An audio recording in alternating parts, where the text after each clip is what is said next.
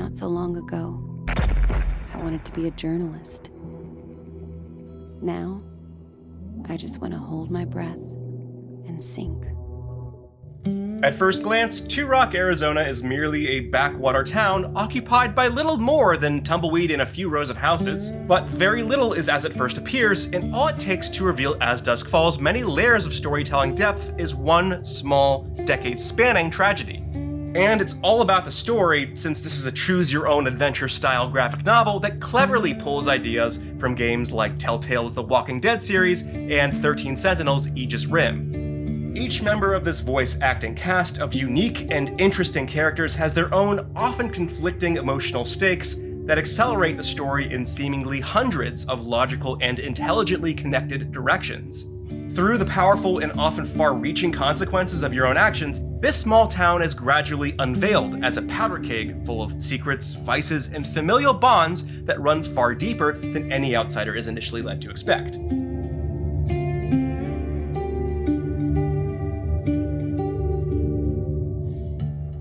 This story begins with a heist carried out by a trio of brothers who, while searching for a place to lay low, collide with another family at the auspicious Desert Dream Motel. You initially alternate between the soft-spoken youngest brother, Jay, and Vince, a married father who can either care more about his troubled professional history or his family, depending on how you choose to play him. The voice acting is several steps above competent, featuring familiar names like Deus Ex's Elias Tofexis and Returnal's Jane Perry, just to name a few, and each character is played with believable conviction. For a game with this much melodrama, very little of it is played awkwardly, and that's a huge positive. What's your name? Vince. He's got a family. Family man, huh? I get that. This orange-hued art style certainly harkens back to shows like Breaking Bad, and the painterly finish is reminiscent of Disco Elysium as well. Some might take umbrage with his art style, but arguably, that's what makes it stand out so well against other story-focused games, where the uncanny valley might make it a little too difficult to take certain scenes seriously.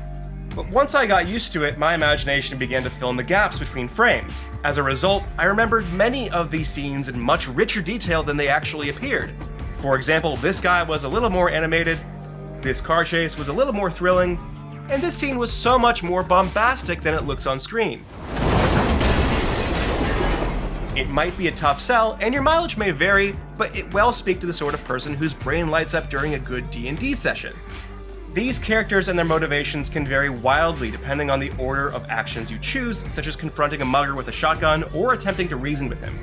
Everybody has their own view on Two Rock and its history, and if the story begins to paint one non-player character as a villain, things rarely stay that way for long. This moral tug-of-war is constant here, and you may just want to play the 6-hour campaign several times. Not because you need to, but because taking different paths and exploring these wildly different stories is so satisfying. Please. So no one gets hurt. It's great that As Dusk Falls points out which decisions are the big ones with a giant sign overhead, but don't just assume the most obvious choice will always have the desired outcome. These cascading events are a constant source of twists and turns, meaning things can spin out of control in ways you usually didn't intend, and practically none of the core cast is safe. It's also easy to jump back into a decision that didn't go your way if you're picky about how you want a playthrough to go. The likelihood you'll manage to see everything meaningful on the first run is slim to zero, and the availability of an 8-player mode where everyone gets to vote on decisions make As Dusk Falls much more of a party game than any other visual novel to date. People can even vote using their phones. In the right circumstances and with the right group of people, it could even be one of the most replayable visual novels to date. Fans of TV crime dramas would feel right at home in Two Rock, and the pace is so leisurely that even if your friends and family members aren't typically into video games, this could still be a great starting point for them. It's the storyline that's intense here, not the gameplay, and interaction is largely dominated by quick-time events and dialogue choices with countdown timers that are usually pretty generous. The meat of the story campaign is in exploring the plethora of story choices and then watching their often clever and sometimes tragic outcomes woven together with a story so well written that it might as well be on AMC. Whenever I try to talk about work, you switch off. I don't switch off.